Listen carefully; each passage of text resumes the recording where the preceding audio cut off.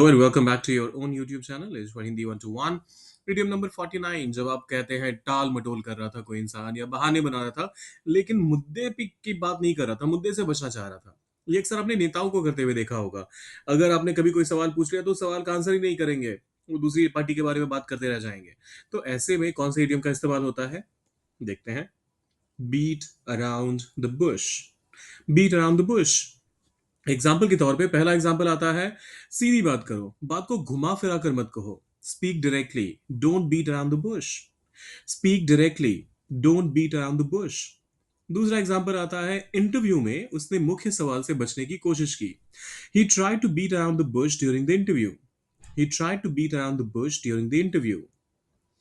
फिर आता है, जब सच्चाई बतानी हो तो सीधी बात करनी चाहिए, इधर उधर की बातें नहीं या फिर इधर उधर नहीं। When it's time to tell the truth, you should speak plainly, not beat around the bush. When it's time to tell the truth, you should speak plainly, not beat around the bush. दो और examples हैं। मैंने उससे पूछा कि वो नाराज क्यों है, लेकिन वो बात घुमाता रहा या फिर वो बात घुमा रहा था। I asked him why he was upset, but he was beating around the bush. I asked him why he was upset, but he was beating around the bush.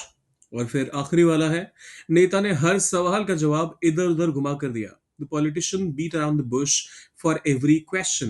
अब ये ध्यान दीजिएगा, बीट का पास भी बीट ही रहता है, तो बीटेड या फिर कुछ और मत करिएगा। बस इतना ही काफी है। The politician beat around the bush for every question. अब जाने से पहले आप एक एग्जाम्पल डाल दीजिए कमेंट सेक्शन में और सब्सक्राइब, लाइक और शेयर करके जाइएगा। मिलते जल्दी।